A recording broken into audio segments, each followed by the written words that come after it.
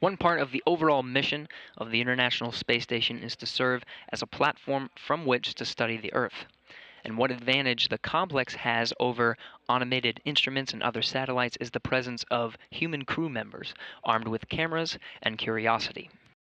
Recently, my colleague Amiko Kauderer talked with Dr. Lisa Vanderblumen, the manager of the Earth Science and Remote Sensing Unit here at the Johnson Space Center, about the Crew Earth Observation Experiment, and asked her to explain why it helps to have humans in the loop. Well, because you have human involvement during the whole process, and that means that we can get dynamic shots from the ISS, and it allows for immediate types of responses. Sometimes we have a lot of dynamic events. We also have IDC events, which are international disaster charter events, and they happen in an instant, basically. And so having astronauts that can immediately take these pictures for us prevents us from having to actually task satellites, which is a time-consuming matter. So that's one of the main reasons. Also, the public loves the human involvement in these pictures. So getting the public involved and seeing these pictures really helps our program and helps the whole ISS program. Well, let's talk about crew Earth observations. Can you describe for me what the goals are and also how does it work? Sure. Crew Earth Observations, also commonly known as CEO, has been around since the beginning of the shuttle days. And the reason that it was developed or came about basically is to help the astronauts capture the photos while they're in space. And so we have a group here now of earth scientists and educators, very knowledgeable, that actually we receive a lot of different requests from different parties, educators, scientists, even the crew themselves have certain sites that they like to see.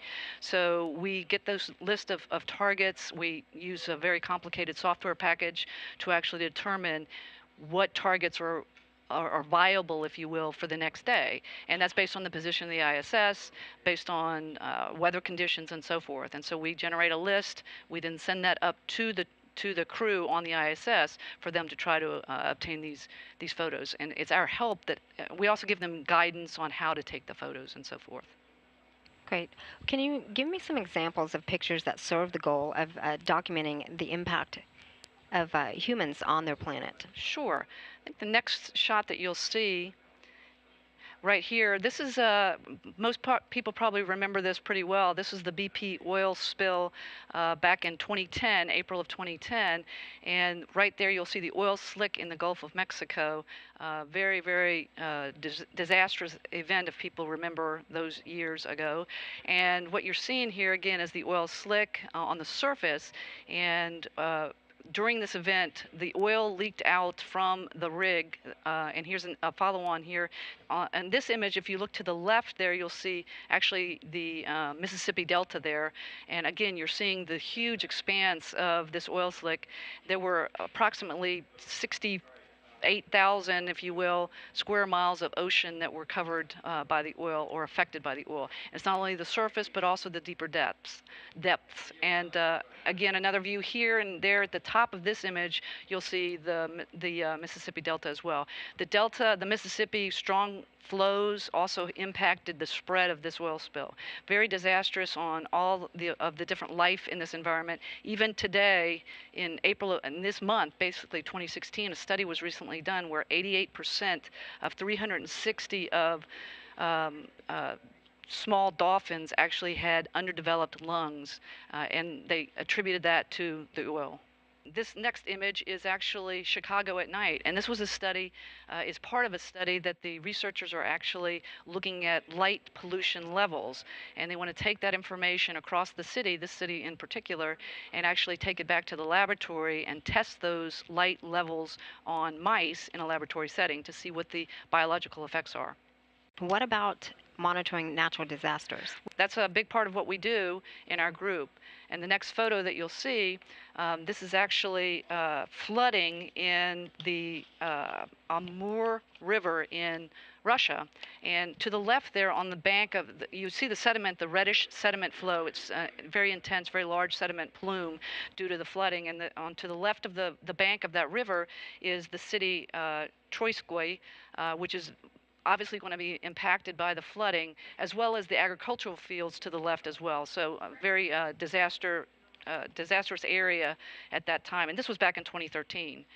And the next image you'll see there, this is in New South Wales, Australia, excuse me, and this is October of 2013. And what you see there are intense wildfires. There were about 100 wildfires at that time, and that was due to very high temperatures and very windy conditions. And you can see this astronaut photo shows the extent quite well. Here's the same area at nighttime. You can see the fires lit up quite well. So again, very, very good image of the type of disastrous event that was occurring at this time. And here's another image. This is one of the things that our astronauts like to take are images of tropical cyclones and hurricanes. This is Hurricane Olaf back in October of 2015. And the reason we picked this one basically to show is that this was part of a project that we're working with, Tropical Cyclone Project, where they're trying to actually learn more about the eye and the actual eye wall. They're taking measurements of these types of photos that are taken on a regular basis by the crew to actually determine the altitude of the clouds in the eye wall. And that will help with learning more and getting a better idea of the intensity of storms and actually the paths that storms will take. And here's one other flooding example, and this was the Shire River in Mozambique, and this was in January of last year, 2015. And once again, if you see the city to the top of this image, and that's Sanjay, and again, very likely to be impacted by the flooding here. There's also an airport, if you look to the very top as well, that could also be impacted by this flooding. So I understand we can take these photographs and then also stitch them together into video. Can you tell me about that? Yes, we can. That's a project that we really enjoy doing. Our staff really enjoys that. So the next video that you're going to see is actually a video at night going across Africa from the northwest portion of the continent down to the southeast. And here you see, and also in the background there, which is beautiful, is the Milky Way that shows in the background there. We're going across now the Sahara Desert as the ISS passes over, continuing on towards the southeast. Now we're at the Democratic Republic of the Congo, and continuing on, more smaller cities throughout the continent. And here we have Harare, Zimbabwe, and Pretoria, South Africa, now at the very end of this video. Does taking pictures of Earth become valuable to the astronauts themselves? Oh, definitely. One of our jobs that we really enjoy, or the parts of our jobs that we really enjoy, is our ability to actually interview and talk with the astronauts, both before they go up into space and also when they return during debriefs. And a constant theme that we hear from them is how much they enjoy taking pictures.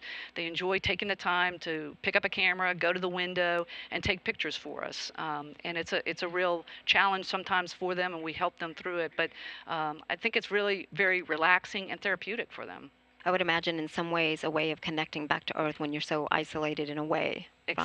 Exactly. And another fact that we hear from a lot of astronauts is that they have a hard time expressing what they see up there to the rest of the world. So by capturing their views in pictures in these gorgeous images, it does justice to actually letting the rest of the public know what they have been witnessing.